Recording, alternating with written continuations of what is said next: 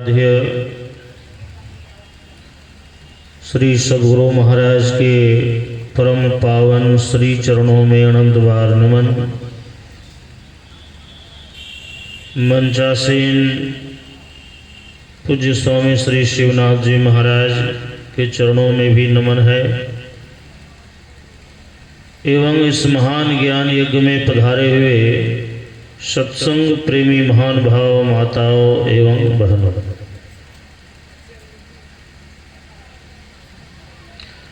गुरु महाराज की असीम कृपा से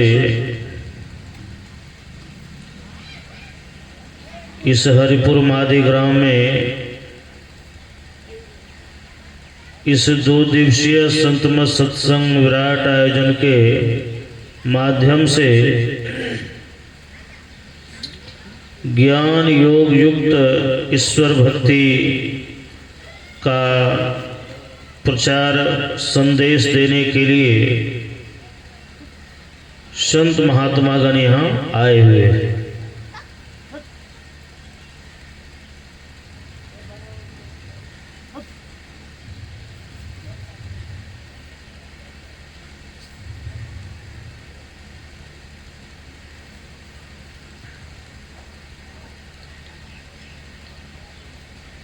संत महात्मा लोग क्या बताते हैं,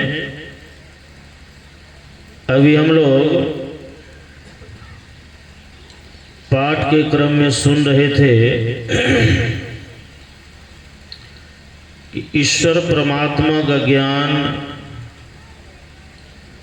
जब तक हम आप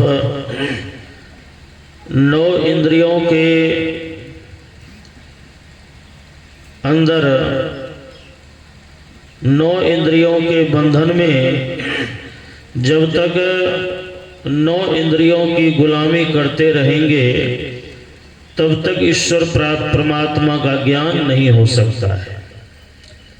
या यह भी कह सकते हैं जब तक हम आप अंधकार मंडल में हैं तब तक परमात्मा का ज्ञान नहीं होता है। ईश्वर परमात्मा का ज्ञान प्रकाश में होता है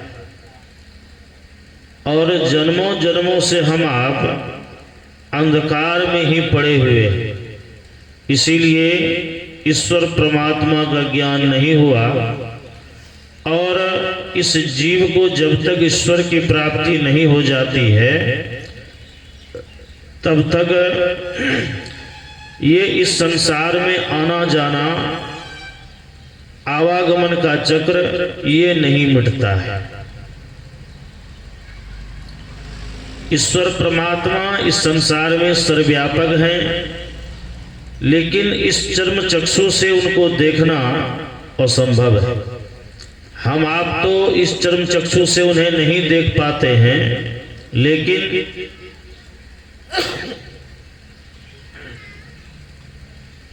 परमात्मा अंदर ही अंदर सबों को देखते हैं और सबों पर उनकी कृपा होती है।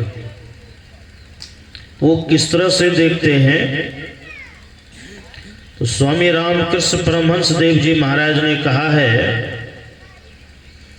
कि अमीरों की स्त्रियां जैसे पर्दे के अंदर रहा करती है, वे भीतर से सबको देख लेती है पर उनको कोई नहीं देख पाता।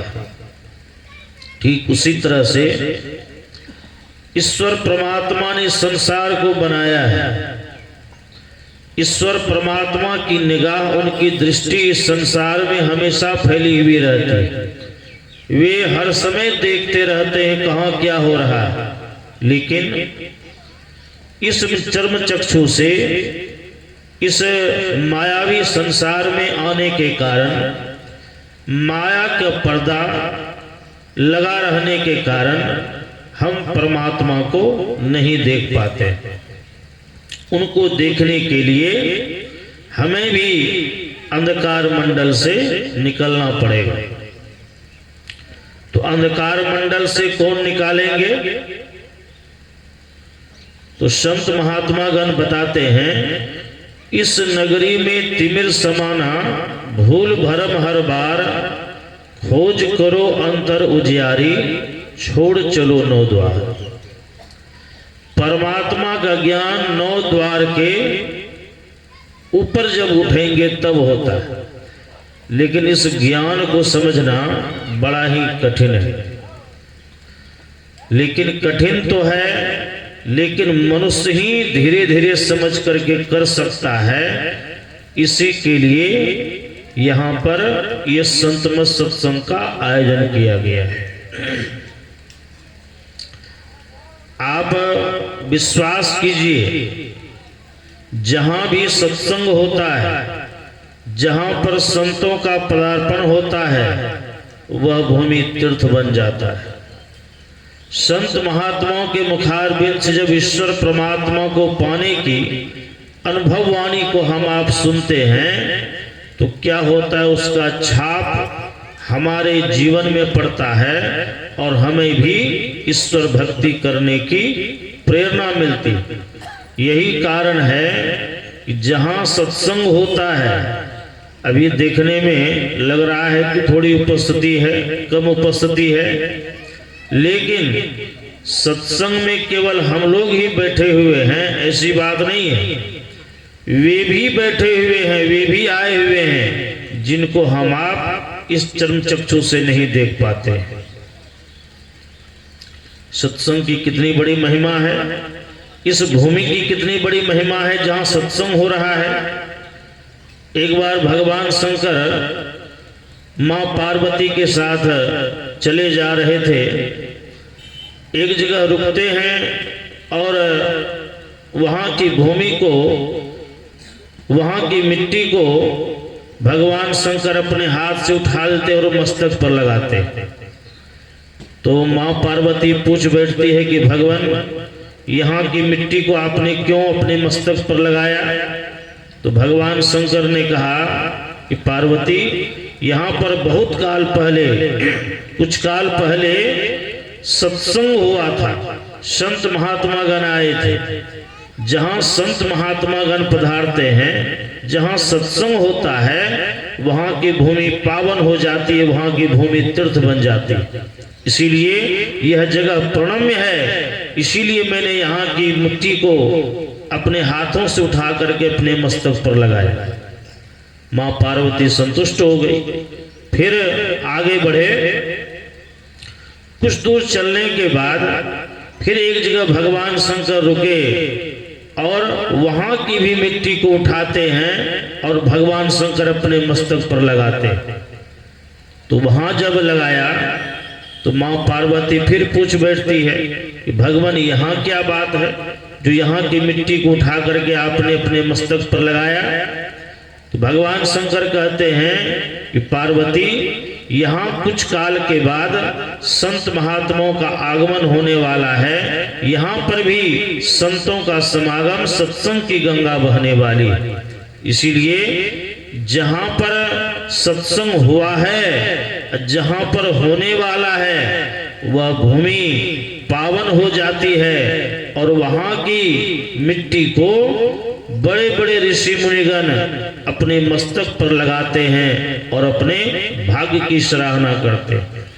और जहां वर्तमान में हो रहा है, आप अनुमान लगा सकते हैं कि वहां की मिट्टी, वहां की भूमि कितनी पावन है। अभी जो हम लोग आए हुए हैं, यूं ही नहीं आए हुए, अपने पूर्व संस्कार के अनुसार हम सबों के अंदर में पुण्य की पूंजी है, पुण्य का प्रभाव है, और वही हमें सत्संग में खींच करके लाता है। और सत्संग में आना मानो जन्मों जन्मों के पापों से मुक्त हो जाना है, त्राण पा लेना।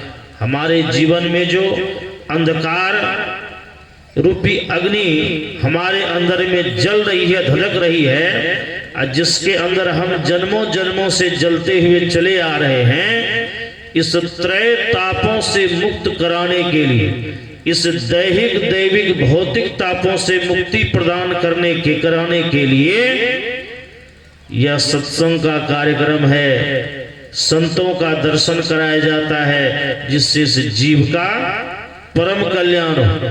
गोस्वामी तुलसीदास जी महाराज कहते हैं जब द्रवहि दीन दयाल राघव, साधु संगति पाइये, जेहि दरस परस समागमादिक, पाप राशि नसाई। गोस्वामी तुलसीदास जी महाराज कहते हैं, जब ईश्वर हम जीवों पर द्रवित होते हैं तो जीवों का उद्धार करने के लिए संत का दर्शन करा देते हैं। और सच्चे संतों के उपदेश को जब हम अपने कानों से सुनते हैं तो क्या होता है, उनके वाणी का प्रभाव ऐसा होता है कि हमारे जन्मों जन्मों का पाप धुलने लगता है और हम ईश्वर भक्ति करने को जब लग जाते हैं तो संतों के दर्शन, उनके बताए रास्ते पर चलने से इस जीव का परम कल्याण हो जाता है। यही आप सबों की सेवा में कहा। बोलिए श्री सद्गुरु महाराज की जय। साउंड ऑपरेटर अब जहां कहीं भी हो अविलंब मंच के पास आने का करें। आइए दिव्य सज्जनों, अब आज के प्रतिपाद विषय के साथ हमारे बीच मंच पर मंचासीन हैं संत मत के धर्म के त्रिकालदर्शी संत सदगुरु महर्षि मही परमहंस जी महाराज की ज्ञान वृद्ध तप वृद्ध ओजस्वी तेजस्वी वक्ता श्रेष्ठ साधक साधना के शीर्ष पर अवस्थित होने हेतु सतत प्रयत्नशील गुरु ज्ञान के सजग प्रहरी संत के गुरु गंभीर ज्ञान को हम सबों के बीच सरल और सहज भाषा में बताने में निपुण महात्मा पूज्य शिवनाथ स्वामी जी महाराज मंचासीन हैं। हे स्वामी जी, हमसे भक्तजन आपके ओजस्वी पीयूष वाणी के पास हैं पूज्य शिवनाथ स्वामी जी महाराज। एक बार जोरदार स्वर में सदगुरु महाराज की जय बोलकर अपने अपने अंतःकरण को पवित्र करें। श्री सदगुरु महाराज की जय।